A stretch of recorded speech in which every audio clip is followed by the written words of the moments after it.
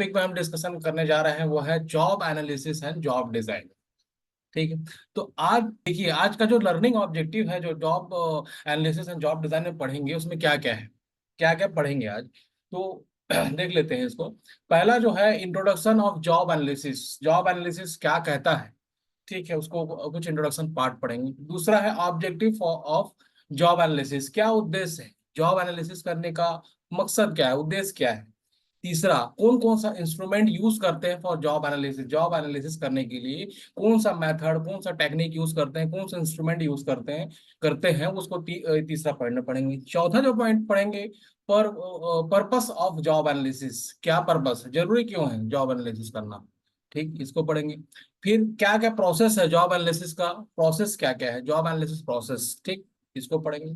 फिर job analysis method, कौन कौन से मेथड यूज करके जॉब एनालाइज किया जाता है, इसको पढ़ेंगे। उसके बाद पढ़ेंगे meaning of job design, work planning and work design, benefit of work planning. ये आज का लर्निंग ऑब्जेक्टिव है। चलिए सीक्वेंस में हम स्टडी करते हैं आज के जो लर्निंग ऑब्जेक्टिव है उसको।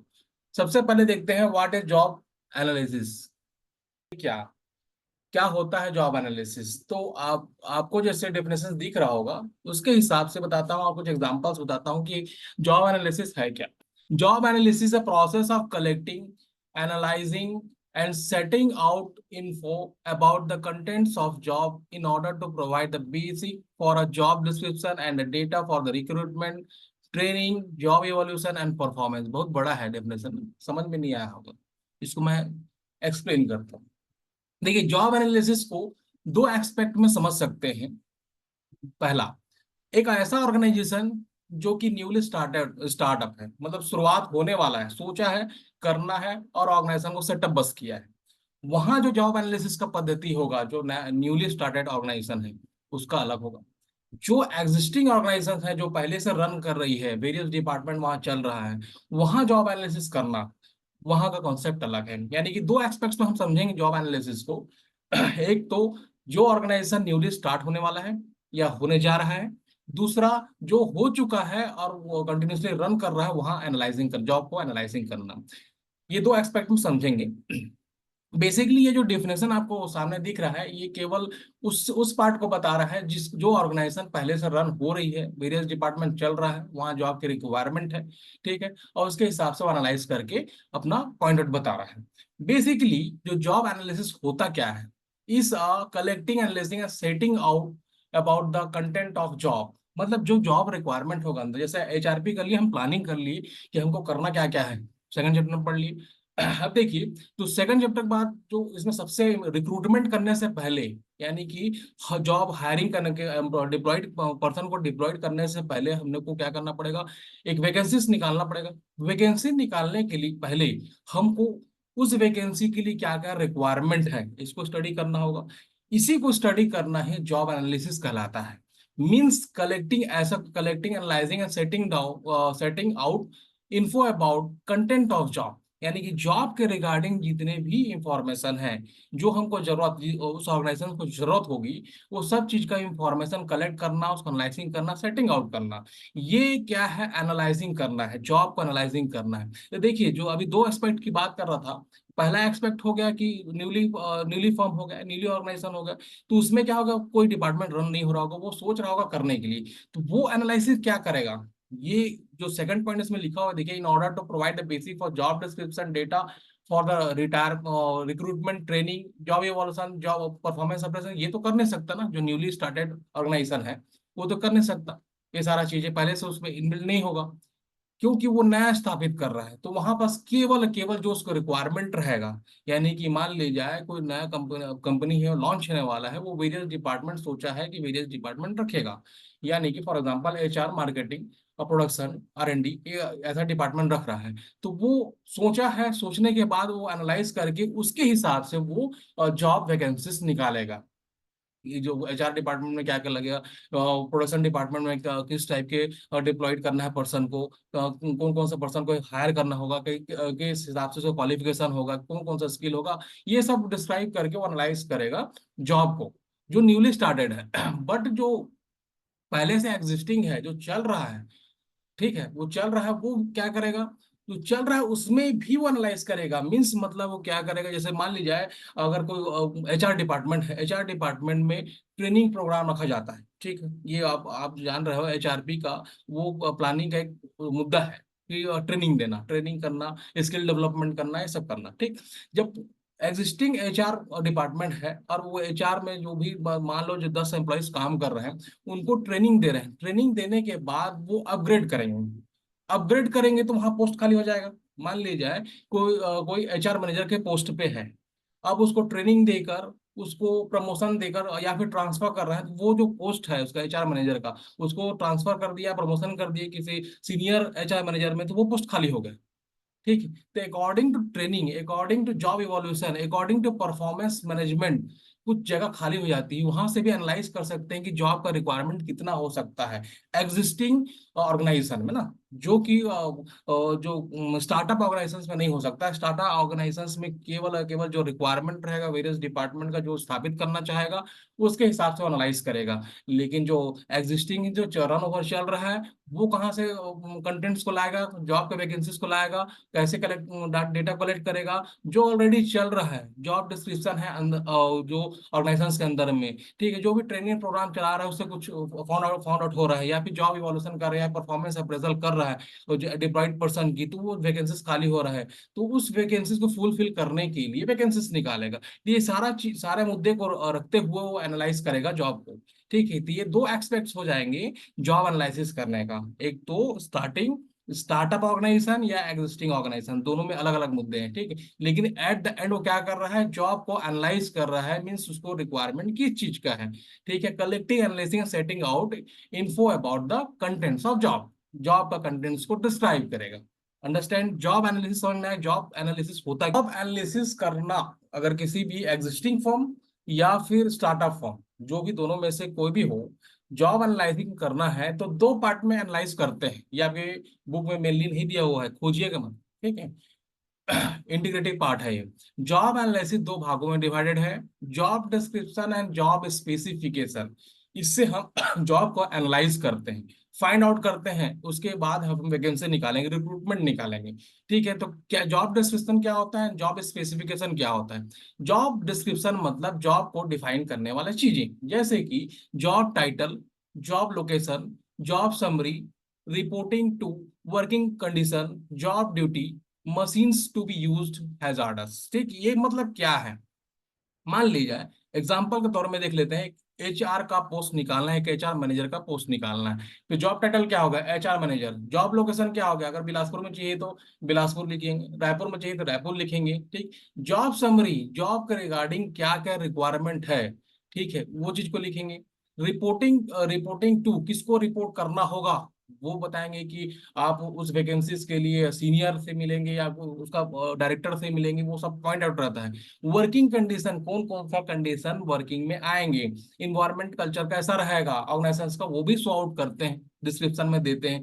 क्या क्या आपको ड्यूटीज एंड रिस्पॉन्सिबिलिटी निभाना होगा, एचआर मैनेजर का पोस्ट निकाले हैं तो एचआर मैनेजर में क्या क्या ड्यूटीज आपको असाइन करेंगे, क्या क्या रिस्पॉन्सिबिलिटीज देंगे, वो सारा चीज डिस्क्रिप्शन के अंदर आएगा। सॉरी। मशीन कौन कौन सा यूज करेंगे आप जब काम करेंगे ऑर्गेनाइजेशन के अंदर में, तो कौन कौन सा मशीन आपको यूज करना होगा, ठीक है, उसको भी उसमें पॉइंट आउट करेंगे। हैजार्डस कुछ ऐसे चीजें होंगे जो कि ठीक नहीं है, मतलब इंक्लूड करना है, ये जॉब डिस्क्रिप्शन के रिगार्डिंग में जॉब एनालिसिस करना है हमको। ये दो भागों में बांटा गया है, job description and job specification. Job description के अंदर जॉब का पूरा डिस्क्रिप्शन रहेगा, एग्जाम्पल के तौर पे एचआर मैनेजर का भी आपको एग्जाम्पल दिया। दूसरा क्या है, जॉब स्पेसिफिकेशन। स्पेसिफिकेशन मीन्स हो गया कि इस जॉब को, एचआर मैनेजर का पोस्ट हम निकाले हैं, जॉब लोकेशन बता दिए, उनका समरी बता दिए, तो उसके लिए स्पेसिफाइड क्वालिफिकेशन, एक्सपीरियंस, क्या वो ट्रेंड होना चाहिए, क्या उसकी स्किल होना चाहिए, क्या उसकी रिस्पॉन्सिबिलिटी होगा, वो कितना इमोशनली स्टेबल होगा, कितना वो डिमांडेबल होगा, सेंसरी डिमांड्स, ये सारा चीज एक स्पेसिफिकेशन में आ गया। ये मीन्स ये क्या होगा, इनहेरेंट क्वालिटीज होगा जो उसको चाहिए रहेगा, मतलब जो ऑर्गेनाइजेशन का डिमांड है, जो क्वालिटी चाहिए और पर्सन का, जो ह्यूमन बीइंग को रिक्रूट करेंगे, उसका जो क्वालिटीज चाहिए ऑर्गेनाइजेशन को, वो सारा क्वालिटीज को यहाँ पर से लिख दिया जाएगा जॉब स्पेसिफिकेशन के अंदर में।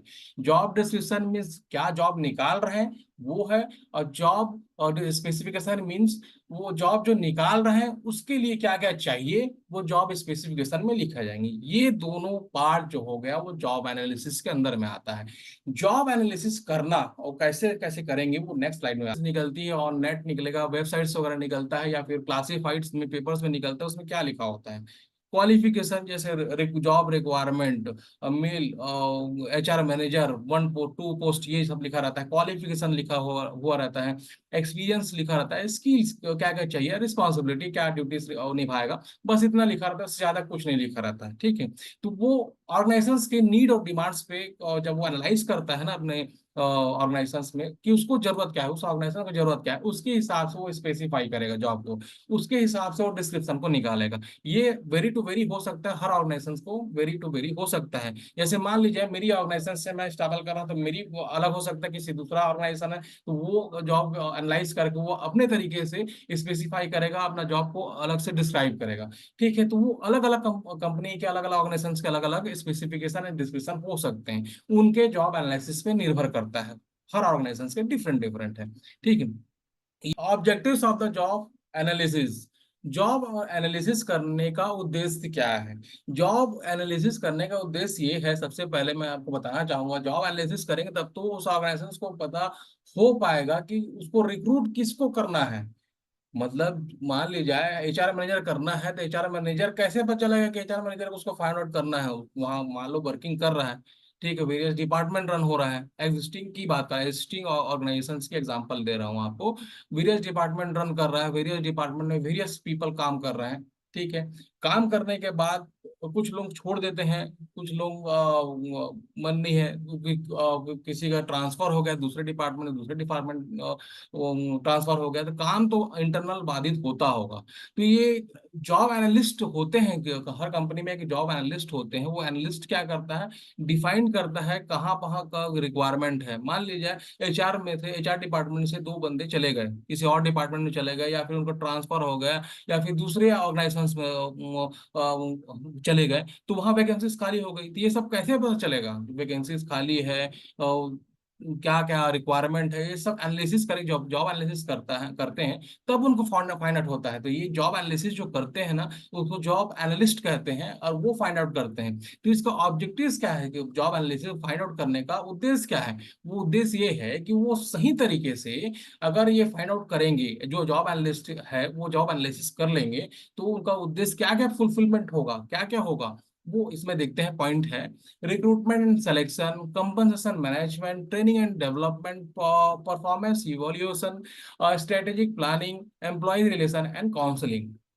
मतलब इनका कहने का मतलब ये है देखिए, जब आपको पहले डिफाइन कर दिए कि हमको HR मैनेजर की आवश्यकता है, ठीक है, तो HR मैनेजर की आवश्यकता है, तभी तो जब फाइंड आउट किए, जॉब एनालिसिस किए, तभी उसको पता चला ना कि जॉब जो HR मैनेजर को रिक्रूट करना है, या फिर सीनियर मैनेजर को रिक्रूट करना है, या फिर HR एग्जीक्यूटिव को असाइन करना है, ये कैसे पता चलेगा? एनालिसिस करेगा तब पता चलेगा। ठीक है। तो पहला जो इसका उद्देश्य है जॉब एनालिसिस करने का, recruitment and selection. On the basis of job analysis, job analyse करेगा तब उसको समझ में आएगा कि कितनी वैकेंसीज वो निकाल सकता है, और कैसे रिक्रूट कर सकता है, और किन लोगों को रिक्रूट कर सकता है, यानी कि सिलेक्शन किन लोगों को कर सकता है, बेसिस ऑफ जॉब एनालिसिस के मद्देनजर उसको मिलेगा। ठीक है। तो मेन उद्देश्य क्या है? पहला उसका उद्देश्य यही रहेगा, जॉब एनालिसिस से फायदे जो उद्देश्य है उनके, वो है रिक्रूटमेंट एंड सिलेक्शन करने के लिए हेल्प होता है उसको।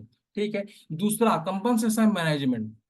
देखिए जॉब एनालिसिस किया है, तो एचआर मैनेजर का उसको समझ में आया कि HR मैनेजर का पोस्ट खाली है, इसके लिए हमको रिक्रूट करना है, तो उसके लिए एनालाइज किया जॉब HR मैनेजर के लिए, तो उसको कंपनसेशन जो सैलरी देना होगा वो भी निर्धारित, जॉब स्पेसिफिकेशन में वो भी निर्धारित करना होगा वैकेंसी निकालने से पहले। देखिएगा आपको क्लासिफाइड में लिखा होता है HR manager CTC 7 lakh, 8 lakh, 10 lakh, ऐसा लिखा होता है। तो ठीक है। तो क्या होता है, मींस जॉब एनालिसिस करते हैं वो एनालिस्ट क्या करते हैं, वो डिफाइन किए रहते हैं कि उनको कंपनसेशन कितना देना होगा। जब HR मैनेजर का जब रिक्रूटमेंट निकाल रहे हैं एनालाइज करने के बाद, तो उनको ये भी डिफाइन करना होता है कि उस HR मैनेजर को कितना कंपनसेट करेंगे, या सैलरी के तहत में बोनस कितना देंगे। ठीक है। ये सारा चीज पहले से डिफाइंड रहता है। तो दूसरा ऑब्जेक्टिव यही है कंपनसेशन मैनेजमेंट करना।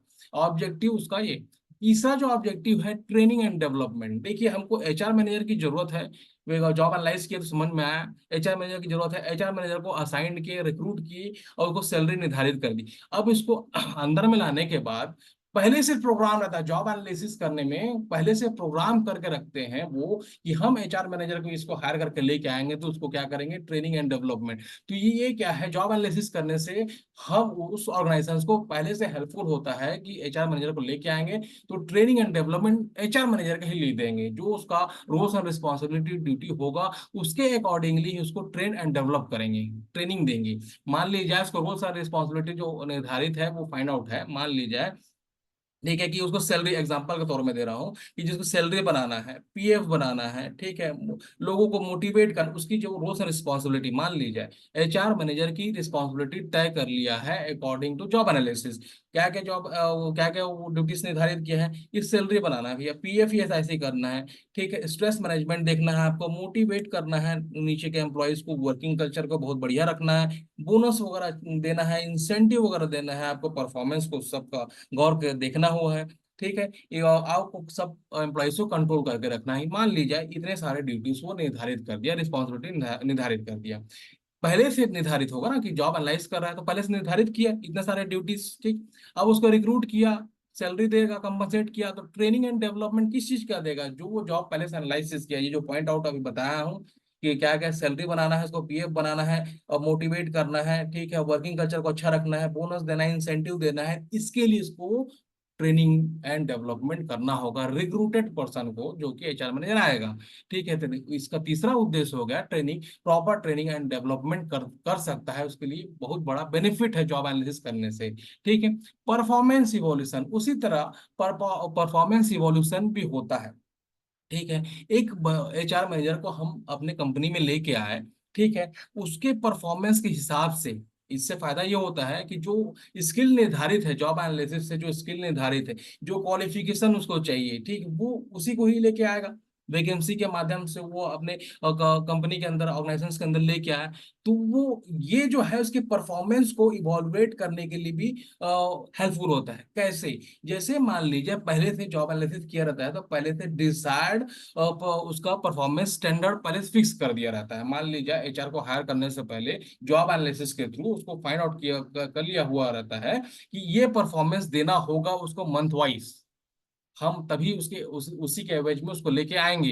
तो ये स्टैंडर्ड परफॉर्मेंस दिया हुआ रहता है अकॉर्डिंग टू जॉब एनालिसिस, ठीक है, अकॉर्डिंग टू उसका जॉब स्पेसिफिकेशन डिस्क्रिप्शन में डिफाइंड रहता है कि वो अपना रोल्स एंड रिस्पॉन्सिबिलिटी को निभाते हुए ये परफॉर्मेंस मंथ वाइज देना होगा। अदर अदरवाइज क्या होगा, अगर ये मंथ वाइज तक परफॉर्मेंस जो निर्धारित है वो नहीं दे पाएगा तो मीन्स वो जो स्किल, उसका क्वालिफिकेशन, उसका स्किल कोई काम का नहीं, फायर द एम्प्लॉइज, उसको बाहर निकालो, कोई मतलब नहीं। तो ये जो परफॉर्मेंस इवोल्यूशन का जो काम है वो भी एनालिसिस के थ्रू, जॉब एनालिसिस के थ्रू होता है, पहले से डिफाइंड रहता है स्टैंडर्ड परफॉर्मेंस, उसके हिसाब से क्या है इवॉल्व कर सकते हैं कि 2000 यूनिट भैया उसको एचआर मैनेजर को वो प्रोडक्शन देना है, अपने वर्कर से काम कराना है, 2000 मंथली देना है, 2000 मंथली वो यूनिट्स प्रोडक्शन नहीं दिया तो मीन्स वो कोई काम का नहीं है, उसका परफॉर्मेंस अच्छा नहीं है, तो उसको हटाओगे दूसरा हायर करो, ठीक है। दिए परफॉर्मेंस इवोल्यूशन के लिए वो हेल्प करता है जॉब एनालिसिस। नेक्स्ट जो है इसमें objective, strategic planning. Strategic planning means क्या हो गया, कंपनी और ऑर्गेनाइजेशंस को अपने पॉलिसीज बनाने के लिए, अपने स्ट्रेटेजी बनाने के लिए जॉब एनालिसिस उसमें हेल्प करता है कि ये पॉलिसीज कैसे बनेगी, स्ट्रेटेजी कैसे बनेगी, कि हमको क्या क्या चाहिए, ये जॉब एनालिसिस किया हुआ रहता है तभी तो वो कंपनी स्ट्रेटेजी बना सकता है कि हमको एचआर मैनेजर में इतने लोग चाहिए, प्रोडक्शन में इतने चाहिए, मार्केटिंग में इतने चाहिए, पता कैसे चलेगा भैया, जॉब एनालिसिस करेगा तब तो पता चलेगा। तो ये जो स्ट्रेटेजिक बनाएगा ऑर्गेनाइजेशन के अंदर में, वो जॉब एनालिसिस के थ्रू हेल्प मिलेगा और वो बनाएगा स्ट्रेटेजी, ठीक है। स्ट्रेटेजी प्लानिंग करना। नेक्स्ट जो है वो एम्प्लॉयज रिलेशन एंड काउंसलिंग। जो जॉब एनालिसिस है इसका लास्ट जो ऑब्जेक्टिव है वो हेल्प करता है एम्प्लॉयज को रिलेशन निभाने के लिए एंड काउंसलिंग करने के लिए। जैसे जो एचआर मैनेजर हम लोग हायर करेंगे, ठीक है, अपने कंपनी में लेके आएंगे, उसके अंदर ये स्किल होना चाहिए क्योंकि जॉब डिस्क्रिप्शन के अकॉर्डिंग लिखा हुआ है कि वो स्किल होना चाहिए कि अपने सबऑर्डिनेट को रिलेशन मेंटेन करके रखे और उसको मोटिवेट करके रखे, ये सारा चीज डिस्क्रिप्शन में रहेगा। तो ये पहले से डिफाइंड रहेगा जॉब एनालिसिस के अंदर में, और वो हेल्प करेगा ये काम करने के, एम्प्लॉय को बांध के रखने के लिए, कोऑर्डिनेट करके रखने के लिए, काम करवाने के लिए, उसके इमोशनल इंटेलिजेंस को समझ के उसको काउंसलिंग करने के लिए उसको हेल्प मिलेगा, और वो अच्छी तरह से काम को निष्पादन कर सकता है। तो ये major objectives of job analysis है कि ये जो आपको पॉइंट्स बताए, ये सब सारे ऑब्जेक्टिव्स है जॉब एनालिसिस के। क्लियर है? Instrument for job analysis, instruments means various techniques methods, job analysis करने का एक टेक्निक समझ लीजिए। इंस्ट्रूमेंट क्या क्या पद्धति अपनाया हुआ है जाता है अकॉर्डिंग टू योर बुक, ठीक है, SLM, ठीक है। इंस्ट्रूमेंट कौन कौन सा यूज करेंगे फॉर जॉब एनालिसिस, देखिए कि ये अब 4-5 दिया हुआ है। O NET model function job analysis यानी FGE। Next position analysis question है Fleishman job analysis system, competency model, and last one is job analysis, ठीक है। अब होता क्या है, सबसे पहले देखते हैं हम ओ नेट मॉडल। ओ नेट मॉडल का मतलब है occupation, occupation information network. Occupational means क्या होता है, कोई भी जॉब है, कोई भी कंपनी है, कोई भी जो उसमें जो भी रिक्वायरमेंट होगा, रिक्वायरमेंट क्या क्या होता है ऑक्यूपेशनली, मीन्स एक ऑर्गेनाइजेशंस को बेसिकली कौन कौन से ऐसे क्या चीज की रिक्वायरमेंट होती है, उसके हिसाब से वो जॉब को एनालाइज करता है।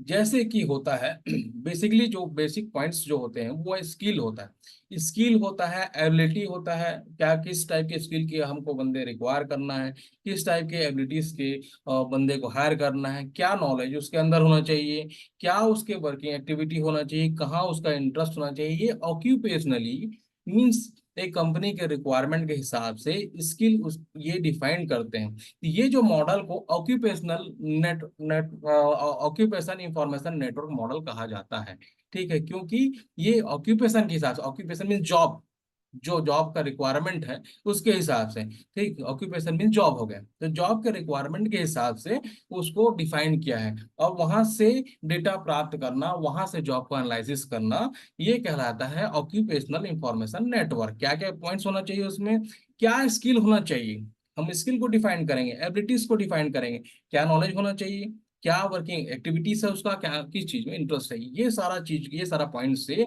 हम एनालाइज करेंगे जॉब को, ठीक है। तो ये occupational network net information network model है, जिसके तहत हम जॉब को एनालाइज करते हैं, जॉब को फाइंड आउट करते हैं। ये जो पॉइंट्स बताया हूँ, skill, ability, knowledge, working activity and interest, इस पॉइंट को मद्देनजर रखते हुए एक ऑक्यूपेशनल जॉब का डिफाइन करता है, ठीक है, डिफाइन करता है, एनालाइज, जॉब का एनालाइज करता है। एक तरीका है, ठीक है। दूसरा तरीका जो हो गया वो है functional job analysis, functional job analysis. ये ये फंक्शनल जॉब एनालिसिस क्या होता है, 3 थिंग्स में डिपेंड है, 3 चीजों में डिपेंड है। पहला डेटा, डेटा मींस जो जॉब कर रहा है तो वहां पर क्या रिक्वायरमेंट है उसका डेटा। दूसरा पीपल, जो पीपल वहां काम कर रहा है, मतलब किसी भी ऑर्गेनाइजेशन का, कहाँ पर काम कर रहा है, ऑर्गेनाइजेशन में काम कर रहा है ना, तो ऑर्गेनाइजेशन के अंदर जैसे HR डिपार्टमेंट की ही बात करते हैं, तो HR डिपार्टमेंट को हम जॉब एनालिसिस कर रहे हैं, वहां जॉब को फाइंड आउट कर रहे हैं, तो फंक्शनली हम कैसे फाइंड आउट करेंगे, एक HR डिपार्टमेंट का 3 चीजों में डिफाइन करेंगे। पहला डेटा लेंगे वहां से, दूसरा पीपल, पीपल के मनोविज्ञान को समझेंगे, तीसरा थिंग्स मीन्स, मान ली जाए HR डिपार्टमेंट का एग्जांपल लिए है, HR डिपार्टमेंट में काम कर रहे हैं लोगों को पहले समझना है, वहां से डेटा निकालना है, ठीक, डेटा निकालेंगे वहां से इंफॉर्मेशन। दूसरा पीपल के मनोविज्ञान को समझना है, पीपल को समझना है कि वहाँ पीपल कितने लोग हैं, इतने उतने पीपल में वो काम को कर पा रहे हैं कि नहीं, कि और रिक्वायरमेंट है, ये पीपल को समझना है। थिंग्स, तीसरा चीज है थिंग्स, जो चीजें यूज कर रहा है, मशीन्स वगैरह यूज कर रहा है, या फिर मान लीजिए आपका कंप्यूटर यूज कर रहा है या फिर प्रिंटर यूज कर रहा है फॉर एग्जांपल, ठीक है, अगर यूज कर रहा है तो वो एडुकेट अमाउंट में है या नहीं है, ये सब चीज कहाँ से पता चलेगा, जब एनालाइज करेंगे तो, ठीक है। तो ये फंक्शनल जॉब एनालिसिस ना, ये तीन चीजों पे डिपेंड होता है, डेटा, पीपल एंड थिंग्स, ये 3 चीजों से जॉब को एनालाइज करता है, और फिर बताता है कि भैया पीपल वहाँ कम है, चीजें वहाँ कम है, या उसके डेटा से हम डिफाइन करते हैं। तो ये इसको कहते हैं functional job analysis, depend on 3 things, data, people and things, ठीक है। ये 3 चीजों से वो डिफाइन करता है और जॉब को डिफाइन करता है, तो इसे कहते हैं फंक्शनल जॉब एनालिसिस, ठीक है। नेक्स्ट जो है पोजीशन एनालिसिस, को हम डेटा कलेक्शन करते हैं तो थ्रू क्वेश्चन एयर करते हैं, तो गूगल फॉर्म वगैरह भी शायद डेटा कलेक्शन का काम जो करते हैं with the help of question के थ्रू जो हम डेटा कलेक्शन करते हैं। तो ये जो इंस्ट्रूमेंट है, थर्ड इंस्ट्रूमेंट है पोजीशन एनालिसिस क्वेश्चन आयर। क्वेश्चन आयर के थ्रू हम डेटा कलेक्ट करेंगे और एनालाइज करेंगे जॉब को। तो इसके क्वेश्चन आयर के तहत में क्या हो सकता है? According to position analysis questionnaire, 194 items को इनबिल्ड किया है उन्होंने अपने क्वेश्चनर में। 194 आइटम्स को इनबिल्ड किया है, जिसमें उन्होंने क्या रखा? जॉब को डिफाइन करने के लिए, जॉब को एनालाइज करने के लिए क्या क्या रखा? पहला देखिए वर्क बिहेवियर, दूसरा है वर्किंग कंडीशन, तीसरा है जॉब कैरेक्टरिस्टिक। तीन चीजों को डिफाइन किया। हर चीज में आप कंफ्यूजन मत होइएगा, क्लियर क्लियर समझिएगा। देखिए वो नेट मीन्स केवल ऑक्यूपेशनली है, अकॉर्डिंग टू जॉब रिक्वायरमेंट के हिसाब से वो एनालाइज करता है। ऑक्यूपेशन फंक्शनल क्या है? फंक्शनल तीन भागों में डिपेंड है, data people and things functional में। पोजीशन में क्या है? तीन भागों में ये भी डिवाइडेड है, जहां से वो आइटम कलेक्ट करेगा और क्वेश्चनर डेवलप करेगा। क्वेश्चनर डेवलप करने के बाद वो क्वेश्चनर को फिलअप करवाएगा। फिलअप करवाने के बाद डेटा निकल के आएगा हाथ में। वो डेटा को क्या है? एनालाइज करेगा भैया कि यहाँ यहाँ ये जरूरत है, ये रिक्वायरमेंट है। तो वो 194 आइटम्स क्या क्या है इस पोजीशन एनालिसिस क्वेश्चनर के अंदर में?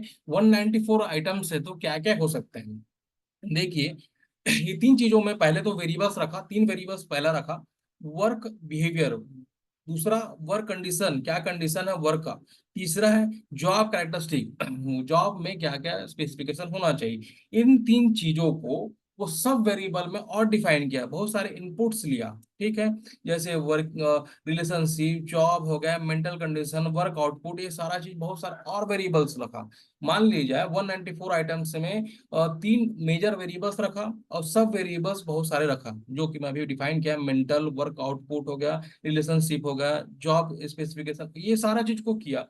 क्या इन दोनों चीज को समावेश करके क्वेश्चन आया तैयार किया। 194 वेरिएबल्स को, आइटम्स को एकत्रित करके ये क्वेश्चन आया तैयार किया, और क्वेश्चन आया तैयार करने के बाद डेटा को फिल कराया। ठीक, कहाँ? वहां ऑर्गेनाइजेशन में। उसके हिसाब से फिर एनालाइज किया जॉब।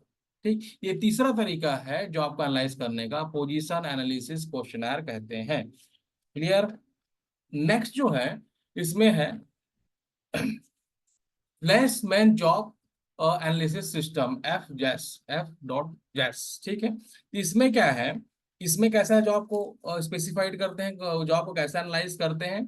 ठीक है, ये अकॉर्डिंग टू एबिलिटी, केवल केवल एंड केवल according to ability and skill required for job. Job के लिए जो स्किल और एबिलिटी की रिक्वायरमेंट है, उसके हिसाब से इसको फाउंड आउट किया है। मतलब सब अपने अपने तरीके से बताया है ये मॉडल। हालांकि काम एक ही करके जॉब एनालिसिस का काम किया, ठीक है, लेकिन ये जो जितने मॉडल्स इंस्ट्रूमेंट दिख रहे हैं अल्टीमेटली क्या कर रहा है? जॉब एनालिसिस का काम कर रहा है, लेकिन तरीका अलग है सबका। ठीक, कि इस फ्लैशमैन जॉब एनालिसिस में वो क्या करते हैं? एबिलिटी और स्किल को टारगेट रखते हैं कि क्या उस जॉब को परफॉर्म करने के लिए क्या एबिलिटी चाहिए और क्या स्किल चाहिए, केवल इतना रखते हैं। रिक्वायर्ड फॉर जॉब, उस जॉब को परफॉर्म करने के लिए क्या एबिलिटी और स्किल चाहिए। ये फ्लैशमैन जॉब एनालिसिस सिस्टम के अंदर में आता है। नेक्स्ट है कॉम्पिटेंसी मॉडल। इस मॉडल में क्या होता है? दो चीजों को इसमें भी देखा जाता है, skill and behaviour and trades, personality trades. Means आपने फर्स्ट सेमेस्टर में पढ़ा होगा डिफरेंट ट्रेड्स ऑफ पर्सनालिटी। ठीक है, 14 ट्रेड्स पढ़ा होगा। ठीक है, वो अलग अलग प्रकार के ट्रेड्स होते हैं, बिहेवियर होते हैं ह्यूमन बीइंग के। ठीक है, तो अकॉर्डिंग टू उसी बिहेवियर और उसी स्किल के हिसाब से जो आपको एनालाइज किया है कॉम्पिटेंसी मॉडल के अंदर में। ठीक है, नेक्स्ट जो है जॉब स्कैनिंग। जॉब स्कैन का मतलब होता है, ये कैसे जॉब को एनालाइज किया जॉब स्कैनिंग की मदद से? कैसे? देखिए टेक्नोलॉजी चेंज होता है, अकॉर्डिंग टू टेक्नोलॉजी चेंज, तो चेंज के हिसाब से कुछ चेंजेस करना जरूरी है। ठीक, अपग्रेडेशन करना जरूरी है। तो कुछ जो कंप्यूटर यूज कर रहे हैं वो कंप्यूटर आउटडेटेड हो गया। ठीक, 2000 विंडोज 7 यूज कर रहे हैं, विंडो 11 12 15 चल रहा है। ठीक है, तो 7 में काम नहीं हो पाएगा, 11 में काम होगा। तो उसको अपग्रेड करने की जरूरत है ना, अकॉर्डिंग टू टेक्नोलॉजी चेंज। तो चेंज आपको भी चेंज करना है। तो उस चेंज के हिसाब से जॉब को स्कैन करेंगे और फिर उसके हिसाब से एनालाइज करके जॉब का रिक्वायरमेंट निकालेंगे। Change the job according to technology change description. ठीक है, जॉब डिस्क्रिप्शन को पूरी तरह से चेंज करेंगे अकॉर्डिंग टू टेक्नोलॉजी चेंज। जिस तरह से टेक्नोलॉजी चेंज होगा उसको अपग्रेड करते हुए जॉब को और एक्सपांडेबल बनाने के लिए और एनहांस बनाने के लिए, जॉब को एनालाइज करने के लिए बहुत जरूरी है टेक्नोलॉजी चेंज के हिसाब से चलना। तो उसके हिसाब से डिफाइंड होता है, उसको जॉब स्केल इंस्ट्रूमेंट कहते हैं फॉर जॉब एनालिस्ट। ये आपका 6 पॉइंट है, 6 तरीके हैं जिससे क्या है जॉब एनालिसिस कैसे करते हैं वो प्राप्त होता है। Purpose of job analysis, just like objectives of job analysis, same है पर्पस। ठीक है, उसका उद्देश्य ही उसका पर्पस है। ये जो सेम पॉइंट्स लिखा हुआ देखिए, recruitment selection, performance analysis, training and development, compensation and benefits, job design and redesign, compliances, compliance and legal safeguard. ठीक कि देखिए ऑब्जेक्टिव्स ऑफ जॉब एनालिसिस का, जॉब एनालिसिस करने का उद्देश्य समझ गए तो उद्देश्य में जो उसका पर्पस है, क्यों करना है, पर्पस मीन्स क्यों करते हैं जॉब एनालिसिस, अपने उद्देश्य को पूरा करने के लिए जॉब को एनालाइज किया गया है। ठीक है, मीन्स जो रिक्वायरमेंट है एक ऑर्गेनाइजेशन को पर्टिकुलर पोस्ट के लिए, उसके हिसाब से एनालाइज किया है। एनालाइज करने के बाद वो वैकेंसी निकालेगा, तो ये पर्पस उसी पे डिपेंड है। ठीक, तो सेम है, पॉइंट सेम है, रिक्रूटमेंट सिलेक्शन करने के लिए, परफॉर्मेंस को एनालाइज करने के लिए, ट्रेनिंग एंड डेवलपमेंट करने के लिए, अच्छा कंपनसेशन और बेनिफिट प्रोवाइड करने के लिए जॉब को डिजाइन किए हैं एंड रीडिजाइन करते हैं अकॉर्डिंग टू जॉब एनालिसिस। ठीक है, कंप्लायंसेस एंड लीगल सेफगार्ड, अच्छी तरीके से लीगल फ्रेमवर्क देने के लिए, लीगल फ्रेमवर्क बहुत सारा लीगल फ्रेमवर्क होता है, पिछले स्लाइड आपको उसमें बताया हुआ था लीगल क्या क्या चीज हो सकता है। मतलब जो निर्धारित मापदंड है वो निर्धारित मापदंड में उसको काम करवाना है और उतना ही रेमुनेट करना है, तो ये सारा चीज कंप्लायंसेस के अंदर में आता है। तो ये कंप्लायंसेस को भी फुलफिलमेंट करना होता है किसी भी कंपनी को, तो ये सारा चीज कंप्लायंसेस एंड लीगल सेफगार्ड यही चीज है जो आप पूछ रहे हैं। ठीक है, तो ये पर्पस है same as like objectives of job analysis. ठीक है, नेक्स्ट स्लाइड आते हैं। जॉब एनालिसिस प्रोसेस, तरीका क्या है, मतलब किस तरीके से एनालिसिस करते हैं, कैसे करते हैं, क्या वाला जो है वो है उसको कहते हैं एनालिस्ट, जॉब एनालिस्ट। जॉब को सही तरीके से स्टडी करना और क्या रिक्वायरमेंट है उसको लास्ट में निकालना, ठीक है, इम्प्लीमेंट करना। ठीक, ये कौन करता है, जॉब एनालिस्ट करता है। तो ये वेरियस प्रोसेस से गुजरते हुए जो जॉब एनालिस्ट है ना, वो वेरियस प्रोसेस से गुजरते हुए एट द एंड निकालता है भैया हमको एचआर मैनेजर क्या हो सकता है, ये चाहिए। ये कैसे निकलेगा, वो जॉब एनालिस्ट ना पहले डिफाइन करता है सभी चीज को। देखिए पहले क्या करते हैं, जॉब एनालिसिस प्रोसेस में सबसे पहले determining the purpose of the job analysis. Job analysis करने का क्या मतलब है, क्यों करना है हमको, जब रिक्वायरमेंट ही नहीं है तो हमको जॉब एनालिसिस करना क्यों है। नहीं, किसी बहुत सारे ऐसे ऑर्गेनाइजेशन होता है जिसको कोई मतलब नहीं होता है, एनालिसिस करते ही नहीं है जॉब एनालिसिस। ठीक है, एग्जिस्टिंग बहुत सारे एग्जिस्टिंग कंपनीज है, ऑर्गेनाइजेशन है जो नहीं करते हैं, उनको जरूरत नहीं है। जैसे गवर्नमेंट, मेजरली गवर्नमेंट कंपनीज होती है, गवर्नमेंट ऐसा होता है, प्राइवेट में नहीं, जो जरूरत है उसके हिसाब से काम करती है, वेरी स्पीड में काम करती है। ठीक है, उनको केवल आउटपुट से मतलब होता है प्राइवेट ऑर्गेनाइजेशन को। गवर्नमेंट आजकल क्या है गो थ्रू हो रही है, बहुत ज्यादा एडवांसमेंट हो रही है, और प्राइवेट ऑर्गेनाइजेशन से भी ज्यादा वर्किंग कल्चर बहुत बढ़ गया है अभी गवर्नमेंट सेक्टर में। ठीक है, उसको बेटर से बेटर आउटपुट चाहिए। ठीक है, तो वो क्या करता है, एनालाइज करता है।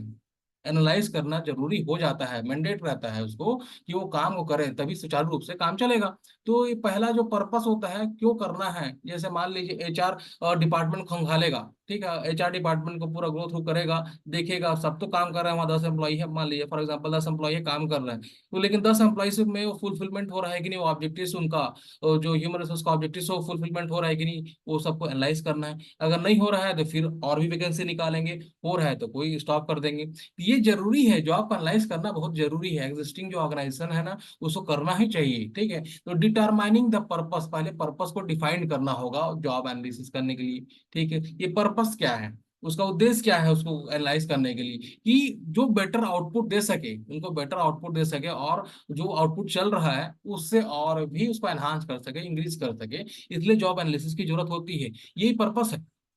नेक्स्ट जो है इसमें, सेलेक्ट द जॉब एनालिस्ट।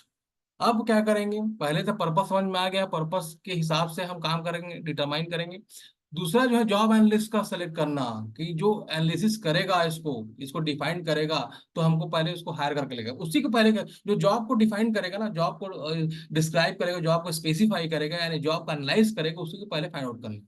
पहले उसी खोज के लेके आना है, भैया तू देख ऑर्गेनाइजेशन में आ और हमको क्या जरूरत है तू बता, पहले एनालिसिस कर। तो ये सेलेक्ट जॉब एनालिस्ट, पहले एनालिस्ट को ही जो पहले सेलेक्ट करना है।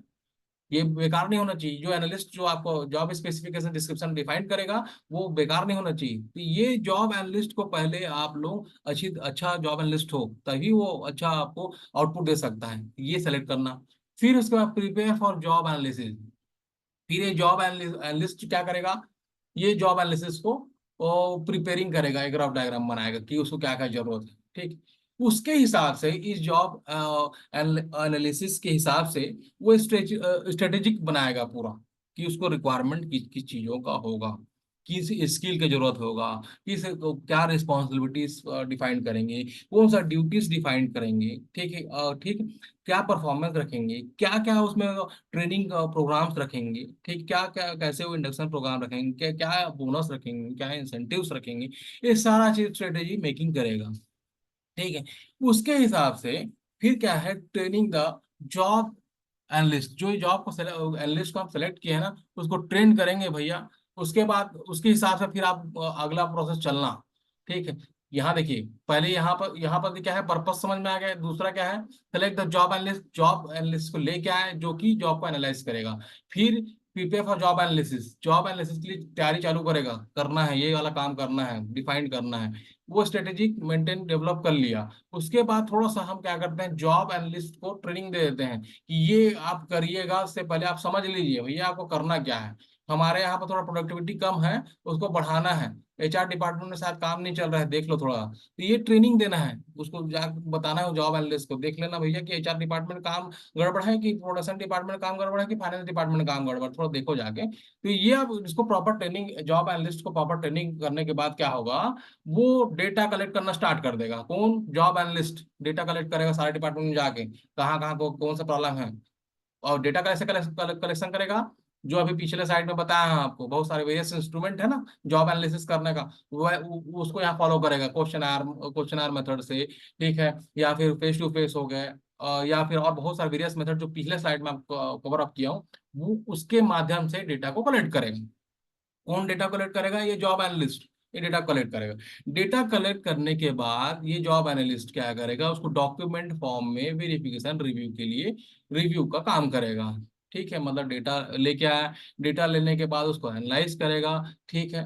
उसको एक डॉक्यूमेंट्री रूप में प्रोवाइड करेगा अपने आप को, ठीक है। उसको वेरीफाइड करेगा कि मैं जो डेटा आया वो सही है, ये फालतू बस भर दिए हैं क्वेश्चन को, ओके ओके ओके ओके, ये तो नहीं है, ठीक है। तो ये सारा चीज को वो स्पेसिफाई करने के बाद लास्ट इधर फिर क्या कर देगा वो, developing job description and job specification, यानी जॉब को एनालाइज कर देगा कि ये अब रिक्वायरमेंट है। डाटा एनालिसिस करने के बाद उसको, उस जॉब एनालिस्ट को फाइंड आउट हो गया कि हमको ये डिस्क्रिप्शन और ये इस टाइप के जॉब डिस्क्रिप्शन और इस टाइप के जॉब स्पेसिफिकेशन की आवश्यकता है, ठीक। और इस चीज को वो फिर इम्प्लीमेंट कर देगा और फिर वैकेंसी के रूप में बाहर निकाल देगा, जिसको आप लोग क्लासिफाइड्स इंटरनेट में देखते हैं और जाते हैं इंटरव्यू के लिए, ठीक। तो ये एक प्रोसेस है, जॉब एनालिसिस करने का प्रावधान प्रोसेस है, एक सीक्वेंस में चलता है। जॉब एनालिसिस मेथड, इंस्ट्रूमेंट पढ़ लिए, तरीका, मेथड, और ये तीन तरीका है, इसको अलग से बताया है इन्होंने, जबकि सेम है, ठीक है। जो इंस्ट्रूमेंट है, जिस तरीके से हम लेके आते जॉब एनालाइज करते हैं, जॉब को डिफाइन करते हैं, वही तीन मेथड है, observation method, interview method and question method. Question method समझ गए, क्वेश्चन को बनाना, क्वेश्चन बनाने के बाद उसको डेटा को भरवाएंगे किसी से, मतलब जो एम्प्लॉयज काम कर रहे हैं, जो उस ऑर्गेनाइजेशन में काम कर रहे हैं, वो सबको भरवाएंगे। उसके हिसाब से डेटा आएगा, डेटा को एनालाइज करेंगे और उस समझ में आएगा कि इस डेटा के अकॉर्डिंग ये रिक्वायरमेंट है, अब उसका वैकेंसी निकाल दी जाए, ठीक है। तो क्वेश्चन आर के माध्यम से हो गया। दूसरा इंटरव्यू के माध्यम से होता है, फेस टू फेस इंटरव्यू ले लिए, ठीक, टेलीफोनिक इंटरव्यू ले लिए, जैसा भी बहुत सारा तरीका होता है इंटरव्यू मेथड का भी, तो उसके हिसाब से भी डेटा आ जाता है, और डेटा आने के बाद उसको एनालाइज करने के बाद जॉब को एनालाइज करता है। ऑब्जर्वेशन मेथड, खड़े खड़े देखकर, मैं आपको देख रहा हूँ कि आप रिस्पांस नहीं दे रहे हैं, तो ये ऑब्जर्वेशन कर रहा हूँ ना मैं। उसी प्रकार वहां पर जो जॉब एनालिस्ट है वो ऑब्जर्वेशन करेगा कि हाँ, जाके हर डिपार्टमेंट में देखेगा, हाँ भैया एचआर डिपार्टमेंट में ये प्रॉब्लम है, और यहाँ ये प्रॉब्लम है, यहाँ ये रिक्वायरमेंट है, वहाँ रिक्वायरमेंट है, ये ऑब्जर्व करेगा बाय फेस टू फेस, ठीक है। तो ये तीन मेथड्स होते हैं जॉब को एनालाइज करने के लिए, ठीक है। छोटा सा है। अब देखिए, अभी तक आप जितना चीज को कवर अप किए हम, वो जॉब एनालिसिस का है, जॉब एनालिसिस का पार्ट है।